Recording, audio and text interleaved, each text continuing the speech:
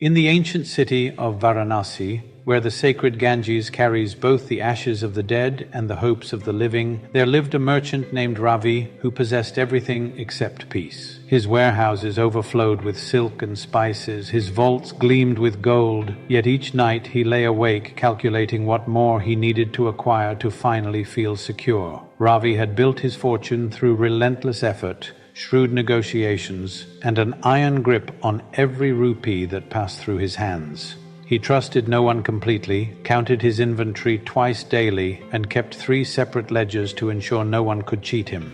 His success was undeniable, yet happiness remained as elusive as morning mist on the river. One evening, as Ravi was reviewing his accounts for the 3rd time, his elderly accountant mentioned something unusual.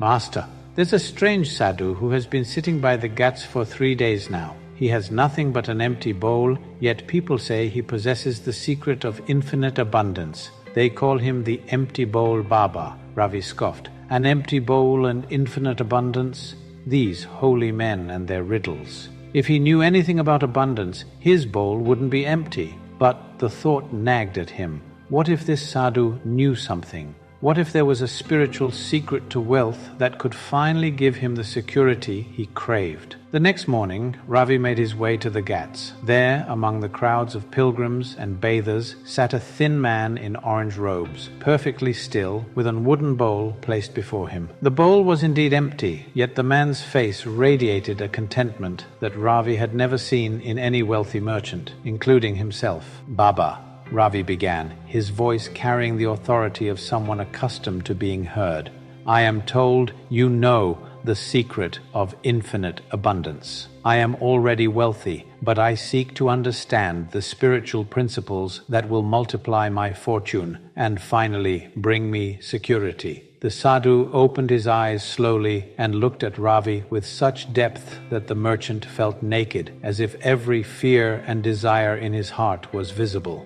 "Ah," said the sadhu, his voice like river water over ancient stones, "another seeker of abundance. Tell me, wealthy one, how much will be enough?" "Enough?" Ravi was taken aback. "Well, enough to never worry again, enough to be truly secure. Perhaps twice what I have now. No, 3 times. With 3 times my current wealth, surely I would feel secure." The sadhu smiled. "I knew a merchant once who had 3 times your wealth. He told me he needed just 5 times more to feel secure. I met a king who ruled 3 kingdoms. He was planning to conquer a 4th because then he said he would finally have enough. Tell me, how much water from the Ganges would you need to drink to never be thirsty again? That's ridiculous. No amount of water can prevent future thirst. Yet you believe some amount of gold can prevent future insecurity. How interesting." The sadhu picked up his empty bowl and held it toward Ravi. "This bowl contains infinite abundance. Would you like to understand how?" Ravi looked at the empty bowl with skepticism. "Baba, with respect, the bowl is empty." "Exactly. Because it's empty, it can receive. Watch." The sadhu placed the bowl before him again. Within minutes, a passing pilgrim dropped a handful of rice into it. A child offered a small flower. An old woman placed a single rupee. The sadhu received each gift with equal gratitude, then immediately gave everything away to a hungry beggar who passed by. The bowl was empty again. "You see," the sadhu said, "my bowl is infinitely abundant because it never remains full. It receives and gives like the heart that beats, like the breath that flows. Your warehouses, dear merchant, are constipated with goods. Your vaults are blocked with gold. You have turned abundance into a dam, and now you wonder why the river of prosperity feels stagnant." "But Baba," Ravi protested, "if I gave everything away, I would have nothing." "Would you? Let me tell you what you have now. You have warehouses full of things you cannot eat. You have gold you cannot wear. You have ledgers full of numbers that wake you at night. You have servants you don't trust, and walls that imprison you as much as they protect your goods. Tell me, what exactly do you have? Do you—" The words stung because they were true. Ravi's wealth had become a burden he carried rather than a blessing he enjoyed. "Come," said the sadhu, standing up. "Walk with me. I want to show you something." They walked along the ghats, past the funeral pyres where bodies returned to ash, past the temples where bells rang out prayers, past the steps where life and death mingled as casually as old friends. The sadhu stopped at a small tea stall run by an elderly man whose face was creased with laugh lines. "Chai Baba!" the tea seller exclaimed with genuine joy. "Your usual?" "My friend," the sadhu said to Ravi, "this man serves the best tea in Varanasi. But more than that, he understands abundance." Turning to the tea seller, he asked, "Tell my companion here about your wealth." The tea seller laughed. "Wealth? Baba makes jokes. I have this stall, a small room where I sleep, enough rice for today, and if God wills, enough customers for tomorrow." "And are you happy?" Ravi asked, somewhat condescendingly. "Happy, sir? Every morning I wake up and make tea. All day long, people come to my stall, tired, and leave refreshed. I hear their stories, share their joys, lighten their sorrows with a hot cup of chai. My hands serve hundreds, my tea warms countless bellies, my smile, worthless though it may be, sometimes brightens a dark day. At night, I sleep deeply, knowing I have given everything I could give. The next morning, life gives me another day to serve. What more abundance could there be?" Ravi was about to argue when he noticed something remarkable. As they sat there, customer after customer came not just for tea, but for the man's presence. They lingered, they laughed, they shared their troubles. The tea seller knew everyone's name, remembered their preferences, asked about their families. He was rich in ways Ravi's money could never buy.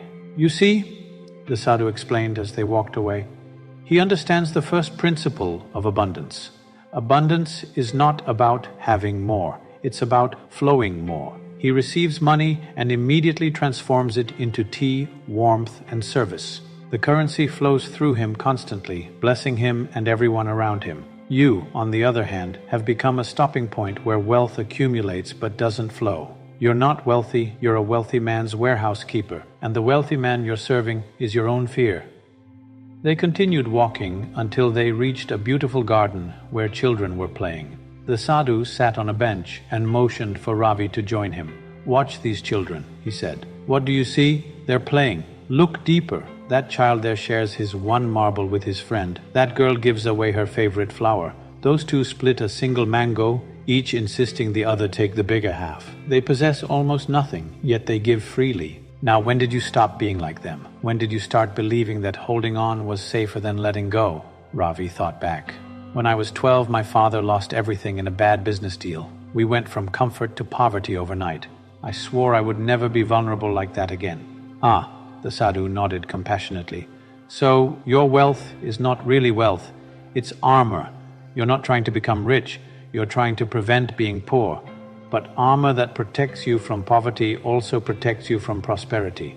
True prosperity can only enter an open heart, and your heart has been closed since you were 12 years old." "But how can I open it?" Ravi asked, surprised by the emotion in his own voice. "How can I trust that if I let go, I won't lose everything?" The sadhu picked up a handful of sand and held it tightly in his fist. "Look," he said. The sand squeezed out between his fingers, falling to the ground. The tighter he gripped, the more he lost. Then he opened his palm flat and placed another handful of sand in it. The sand remained stable in his open hand. This is the second principle of abundance. The tighter you grip, the less you can hold. The more open you are, the more life can place in your hands. But there's something even more important. Watch. He turned his palm over, letting the sand fall. When you're willing to let it go, you discover that you never needed to hold it in the first place. The earth is full of sand. The universe is full of abundance. It's only the frightened mind that believes in scarcity. They returned to the ghats as the sun began to set, painting the Ganges gold. The sadhu retrieved his bowl and sat in his usual spot. "I want to teach you one more thing," he said. "But first, you must answer honestly. What is your deepest fear?" Ravi was quiet for a long moment. "That I'll die having never truly lived, that I'll have spent my entire life protecting myself from loss, only to lose everything anyway, including the years I wasted in fear." "Now that," said the sadhu with a gentle smile, is the beginning of wisdom. You see, you've been so afraid of dying poor that you've been living poor. Poverty is not about money, it's about consciousness. A poor consciousness believes in lack, fights for scraps, hoards what it has. A rich consciousness knows that it is connected to the source of all abundance and therefore can give freely, knowing that the source never runs dry. But how do I develop this rich consciousness? The sadhu handed Ravi his empty bowl. For the next 7 days, I want you to try an experiment. Each morning, empty something. Give away something you value, not something you don't need, something you're attached to. Start small if you must, but each day practice letting go. And each evening sit quietly and notice what came to fill the space you created. What if nothing comes? Then you'll have learned that you can survive with less than you thought. That too is abundance. The abundance of discovering you need less than you believed. But I suspect you'll find something else entirely. Ravi was skeptical but intrigued.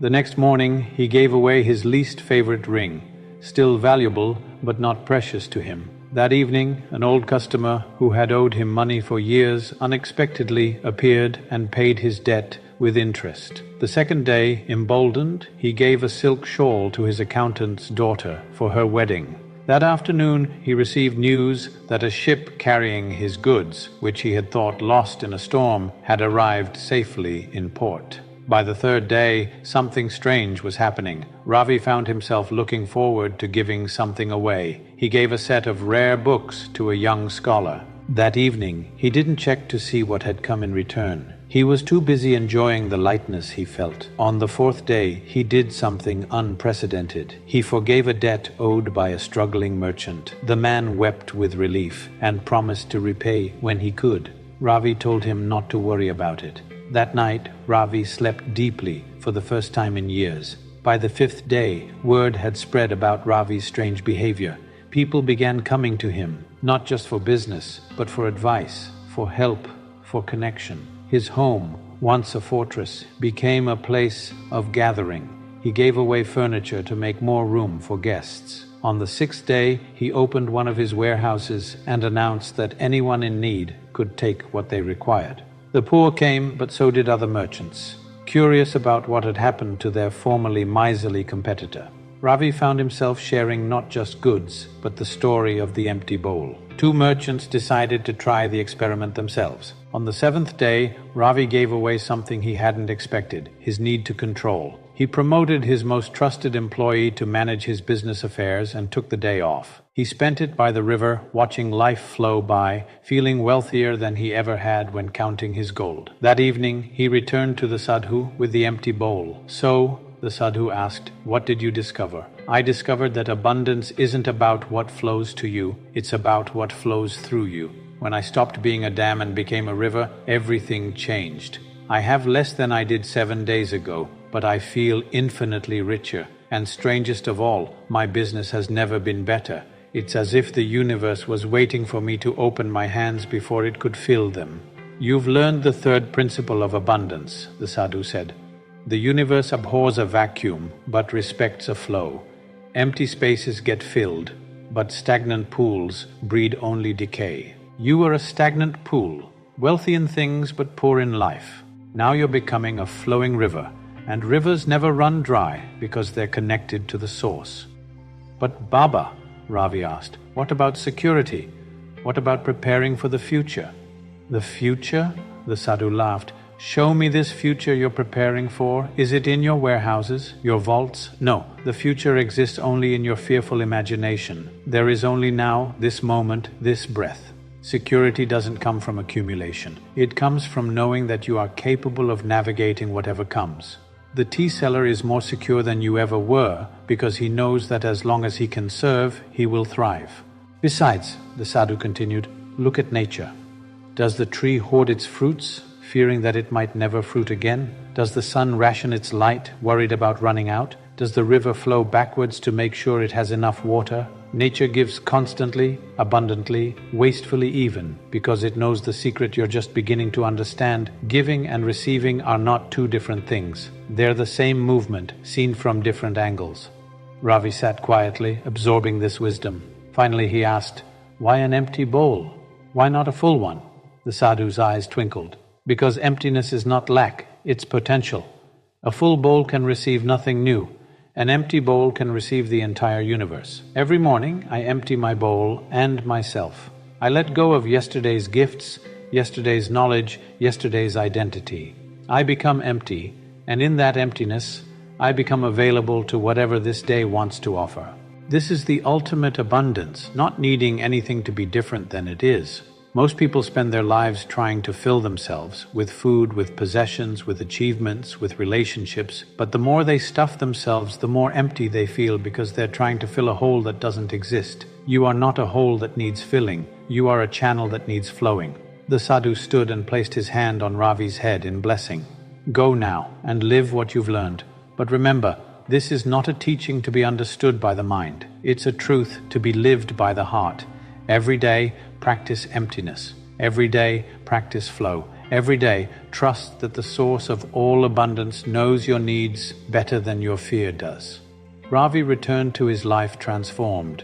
He didn't abandon his business or give away all his wealth. That would have been just another extreme, another form of fear. Instead, he became a trustee rather than an owner, a channel rather than a container. His wealth flowed in and out like breath, blessing him and everyone it touched. Years later, when young merchants came to him seeking the secret of his success and happiness, he would show them an empty bowl he kept on his desk. "Fill this bowl," he would say. They would look confused.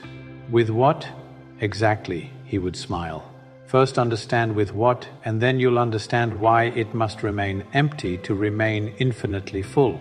Some understood immediately, others took years, but all remembered the wealthy merchant who taught that true abundance comes not from what you hold, but from what you allow to flow through you. That security comes not from hoarding, but from trusting, and that the empty bowl contains more than all the warehouses in the world because it contains the possibility of everything. The sadhu still sits by the ghats, his bowl still empty, still infinitely abundant. And the Ganges still flows, carrying away the old, bringing in the new, teaching all who watch it the eternal lesson that life is not a possession to be grasped, but a flow to be joined. This is the wisdom of the empty bowl. In letting go, we receive. In emptying, we are filled. In giving, we become abundant. Not because we have more, but because we are more connected, more flowing, more alive to the infinite abundance that was always there, waiting not for us to earn it, but simply to stop blocking it with our frightened, grasping hands. The bowl is empty, the bowl is full. Both are true, neither is true. This is the paradox that the mind cannot solve, but the heart knows instantly when it stops trying to understand and simply agrees to flow.